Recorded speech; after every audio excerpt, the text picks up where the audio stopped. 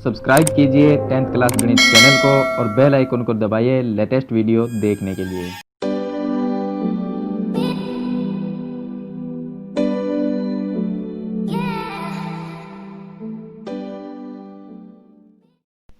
Hello students, आज हम इस वीडियो में प्रश्नावली नंबर जो 11.4 है उसका जो उदाहरण नंबर 10 है उससे पहले उदाहरण दिए गए हैं।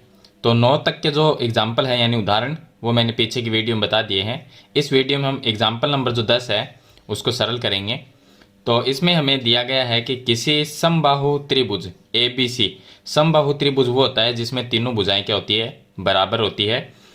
तो यहाँ पर सबसे पहले हम ये लिखेंगे कि हमें दिया है ABC एक समबाहु त्रिभुज है, तो हम लिखेंगे ABC एक समबाहु त्रिभुज है। अब समबाहु त्रिभुज जो होता है उसमें तीनों भुजाएं बराबर हो गई, तो ये भुजा और AC तीनों भुजा बराबर है, तो हम लिख सकते हैं AB BC और AC बराबर है। तो यहाँ पर हो जाएगा AB बराबर BC बराबर AC, तीनों भुजाएं बराबर दी गई है। साथ में ये लिखा है कि ABC की भुजा BC पर, जो BC भुजा है नीचे वाली, इस पर एक बिंदु D इस प्रकार स्थित है। यहाँ पर एक बिंदु D स्थित है, इस प्रकार है कि BD बराबर 1/3 BC, यानी कि BC जो पूरी भुजा है उसका तीसरा भाग है BD, यानी जो D बिंदु यहाँ पर स्थित मानेंगे हम, यहाँ पर है। इसका मतलब ये होगा कि जो D बिंदु है यहाँ पर वो पूरी BC का तीसरा भाग है। तो अगर हम D को A से मिला देते हैं इस तरह से, तो हम इसको इस तरह से मिला देंगे, तो जो BD जो भाग है यानी कि इतना BD ये क्या है, पूरी BC का तीसरा भाग है। तो हमें सिद्ध करना है कि 9AD² बराबर 7AB²। अब देखिए यहाँ पे जो हमें दिया गया है वो हमने यहाँ पर लिख दिया है। उसके बाद में हमें एक चीज़ दी गई है BD बराबर 1/3 BC, तो यहाँ पर हम इसको भी लिख देंगे कि BD बराबर 1/3 BC, ये हमें दिया गया है। सिद्ध हमें करना है इसमें कि 9AD² बराबर 7AB², ये हमें इसमें सिद्ध करना है। अब देखिए AD और AD जो है वो यहाँ पर है, ये भुजा, और AB है वो यहाँ पर है, यानी कि हम इधर वाला जो त्रिभुज है उसको हम काम में नहीं लेंगे। अब इसमें एक छोटी सी रचना करेंगे। तो देखिए रचना में हम क्या करेंगे, एक लंब डालें, BC के ऊपर लंब डालेंगे। तो यहाँ से हम इस पर एक ये लंब हो गया, तो ये हमने लंब डाल दिया और लंब डालते ही क्या हो गया, यहाँ पर 90 डिग्री का कोण बन गया। अब देखिए किसी त्रिभुज के शीर्ष से सम्मुख भुजा पर डाला गया जो लंब होता है वो क्या करता है, भुजा को समद्विभाजित करता है, यानी दो बराबर भागों में बांटता है। तो इस पॉइंट को हम नाम देंगे E। अब देखिए जो लंब डाला है यहाँ पर पॉइंट E आ गया, तो B से E और E से C ये दोनों भाग क्या है, बराबर है। जितना BE है उतना ही CE है। तो हम लिखेंगे कि AE, ये हमने लंब डाला है AE, किस पर लंब डाला है, BC पर, BC भुजा पर AE लंब है, तो AE लंबवत है BC पर। इसके साथ ही क्या हुआ, BE जो है और EC ये क्या हो गए, बराबर हो गए। तो हम लिख सकते हैं BE बराबर EC लिख सकते हैं इसको, या CE लिखें EC। अगर देखा जाए तो ये दोनों भाग बराबर भी है और दोनों आधे आधे भाग है, तो पूरी BC की क्या है, आधे आधे भाग है। तो हम इसको बराबर में ये भी लिख सकते हैं 1/2 BC, ये भी लिख सकते हैं, क्योंकि BE और BC BE और EC ये दोनों आधे आधे भाग हैं, BC पूरी भुजा के आधे आधे भाग है। इसका मतलब हमने ये दोनों आधे आधे भाग है BC के, तो 1/2 इसको BC भी लिख सकते हैं, क्योंकि दोनों भाग BC के दोनों ही आधे हैं। तो ये यहाँ पर हमने लिख दिया। अब देखिए इसकी उत्पत्ति में सबसे पहले हमें सिद्ध करना है, देखिए AD और AB कहाँ पर आ रही है वो त्रिभुज लेंगे। तो देखिए AD ये है और AB ये है। अब देखिए तो यहाँ से हम त्रिभुज लेंगे। अब देखिए AD² तब आ सकता है जब हम इसमें पाइथागोरस प्रमेय लगाएंगे। तो पाइथागोरस प्रमेय से यहाँ पर हम त्रिभुज, समकोण त्रिभुज लेंगे। इस वाला त्रिभुज हमें ये काम में नहीं लेना है, ये त्रिभुज नहीं लेना है, हम सिर्फ त्रिभुज काम में लेंगे AEB, एक तो ये लेंगे और दूसरा AED ये लेंगे, क्योंकि ये समकोण त्रिभुज है। तो इस साइड वाला पहला बड़ा समकोण लेंगे AEB, इसमें 90 डिग्री का यहाँ पर कोण आ जाता है, तो ये समकोण हो गया। तो हम लेंगे समकोण AEB से। अब ए ई बी जो समकोण त्रिभुज है इसमें क्या होगा, ए बी जो है वो कर्ण हो गई, तो कर्ण का स्क्वायर करेंगे तो इसमें पाइथागोरन प्रमेय लगाएंगे तो हम लिख सकते हैं कि ए बी का स्क्वायर बराबर होगा लंब स्क्वायर, तो लंब कौन सी हो गई, ए ई, तो ए ई का स्क्वायर प्लस आधार हो गया बी ई, यहाँ पर लिखेंगे बी ई का स्क्वायर। अब यहाँ से इसको थोड़ा सा चेंज करेंगे तो या ए ई को यहीं पर रखेंगे तो ये आ गया ए ई स्क्वायर बराबर ए ई हमने यहीं पर रख लिया और ए बी को ए बी रख दिया ए बी स्क्वायर। अब देखिए बी है, इसको इस साइड में लेके आएंगे तो इस साइड में क्या रह गया, ए ई स्क्वायर रह गया, और बी इस साइड में आएगा तो माइनस में हो जाएगा, तो माइनस में बी ई स्क्वायर, ये यहाँ पर हम लिख देंगे। अब देखिए इसमें जो बी ई है वो 1/2 BC के बराबर है, तो EC हमें नहीं लिखना क्योंकि EC है वो इस त्रिभुज में आती है, तो ये हम काम में नहीं लेंगे, ये पूरा त्रिभुज ही हम काम में नहीं लेंगे। तो BE यहाँ पर जो BE है उसकी जगह हम 1/2 BC लिख सकते हैं, क्योंकि AE है वो हमें चाहिए, AB चाहिए, लेकिन BE को हम चेंज करेंगे तो इसकी जगह 1/2 BC लिख देंगे, तो ये रचना से हो जाएगा।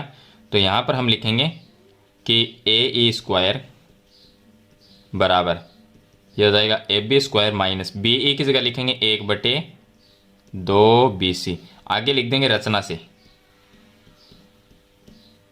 रचना से यहाँ पर हमने इसको चेंज कर दिया, लेकिन इसका स्क्वायर लगाएंगे क्योंकि यहाँ पर भी स्क्वायर है तो ये भी स्क्वायर हो गया। अब हो जाएगा ए ई स्क्वायर बराबर ये हो गया ए बी स्क्वायर माइनस, देखिए बी सी को 1 से गुणा करेंगे तो बी सी रहेगा, इसका मतलब बी सी का स्क्वायर करेंगे तो क्या आएगा, बी सी स्क्वायर आएगा, और 2 का स्क्वायर करेंगे तो 4, ये आ जाएगा। यहाँ पर अगर इसका एलसीएम लेके इसको सरल किया जाए तो हमारे पास में आएगा ए ई स्क्वायर बराबर, देखिए 4 इससे गुणा हो जाएगा क्योंकि हम लघुत्तम लेंगे इसका एलसीएम, तो 4 इससे गुणा होगा तो 4 ए बी स्क्वायर आएगा, माइनस में यहाँ पर 4 से 4 कैंसिल होगा तो बी सी स्क्वायर रह जाएगा, और बट्टे में इसके 4, इसको नाम देंगे समीकरण नंबर 1 नाम देंगे। तो यहाँ पर इस समीकरण 1 को रखेंगे। चलिए इसका दूसरा पार्ट हम सरल करेंगे, तो दूसरे पार्ट में हम देखिए जैसे कि यहाँ पर ए ई बी ये समकोण लिया था, अब हम समकोण दूसरा त्रिभुज समकोण लेंगे ए ई डी, ये लेंगे, इसमें भी 90 डिग्री का कोण आ जाएगा, छोटा त्रिभुज है 90 डिग्री का कोण आ गया तो ये भी समकोण हो गया, तो ए ई डी लेंगे। तो यहाँ पर लिखेंगे पुनः समकोण ए ई डी से, तो ए ई डी जो है वो भी एक समकोण त्रिभुज है, तो इसमें ए डी जो है वो क्या हो गई, कर्ण भुजा हो गई, तो यहाँ पे लिखेंगे ए डी का स्क्वायर बराबर लंब हो गया ए ई, तो यहाँ पे लिख देंगे ए ई का स्क्वायर प्लस आधार हो गया इसमें डी ई, तो ये हो गया डी ई का स्क्वायर। चलिए यहाँ से जैसे हमने ए ई को लेके आए हैं उसी तरह से ए ई को इस साइड में लेंगे तो ये इस साइड में आ जाएगा, तो ये होगा ए ई स्क्वायर बराबर ए डी है वो अपनी जगह रहेगा ए डी स्क्वायर, क्योंकि ए रखने के लिए हमें इस साइड को इस साइड में लेके आना है, तो डी साइड में आएगा तो माइनस में डी ई स्क्वायर हो जाएगा।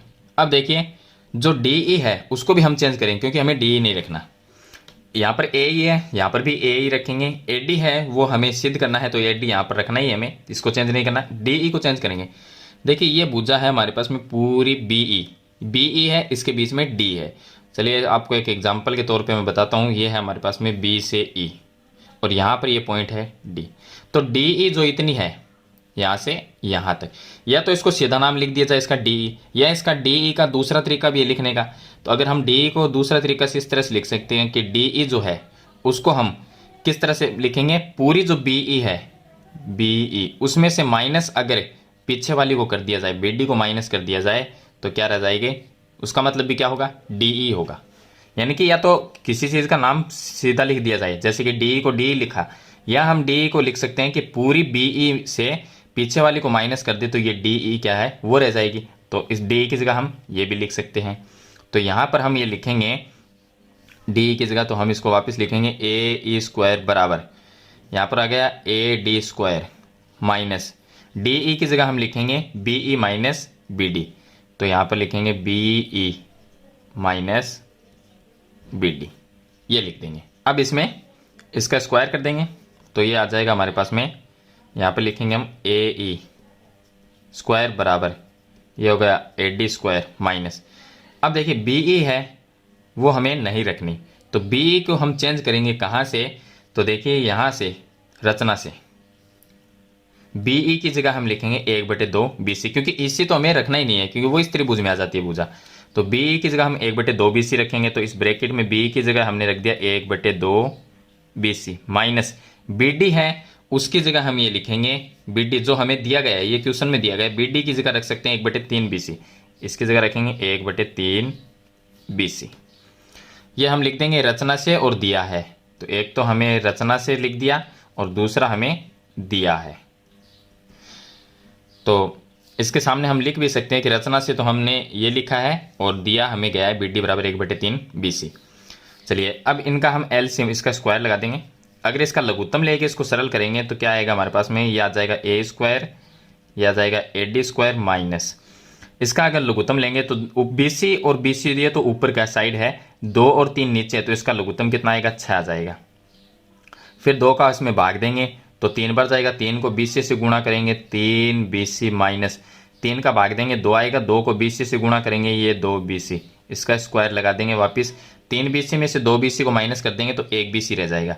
तो ये आ जाएगा हमारे पास में ए ई स्क्वायर बराबर ए डी स्क्वायर माइनस इसमें से माइनस करेंगे तो क्या रहेगा, सिर्फ बीसी रह जाएगा, बट्टे में 6 स्क्वायर इसका वापस लगा देंगे।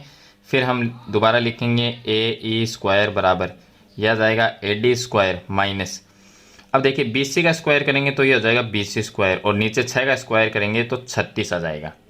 थोड़ा सा इसको हम चेंज कर सकते हैं, चलिए आगे बताता हूँ मैं आपको। चलिए अब देखिए इसको मैं यहाँ पर लिख लेता हूँ कि हमारे पास में आ गया ए ई स्क्वायर बराबर A D square minus B C square बटे 36, ये आ गया हमारे पास में। चलिए यहाँ पर मैंने लिख लिया है। अब देखिए इसको थोड़ा सा सरल करेंगे तो इसके नीचे अगर 1 लिख के इसका एलसीएम लिया जाए तो क्या आएगा 36 आएगा, 36 को फिर ए डी से गुणा होगा तो 36 ए डी स्क्वायर आएगा माइनस 36 से 36 कैंसिल हो जाएगा तो ऊपर क्या रह जाएगा बीसी स्क्वायर, यानी हम इसको लघुत्तम लेके एलसीएम लेके सरल कर लेंगे और यहाँ पर हमारे पास में ए ई स्क्वायर, ये चीज़ आ जाएगी। अब देखिए इसको नाम दे देंगे हम समीकरण नंबर 2 नाम दे देंगे। समीकरण 1 और 2 से समीकरण 1 हमारी थी वो मैंने यहाँ पर लिखी है, ये समीकरण 1 है और ये हमारे पास में समीकरण 2 है। अब देखिए समीकरण 1 और 2 में आपको एक चीज़ मैं आपको दिखा देता हूँ। चलिए समीकरण 1 को हम यहाँ पर लिखते हैं, समीकरण 1 जो है वो है ए ई स्क्वायर बराबर यहाँ पर दिया गया 4 A B square minus B C square बटे 4, तो 4 A B square minus B C square बटे 4, ये समीकरण 1 है।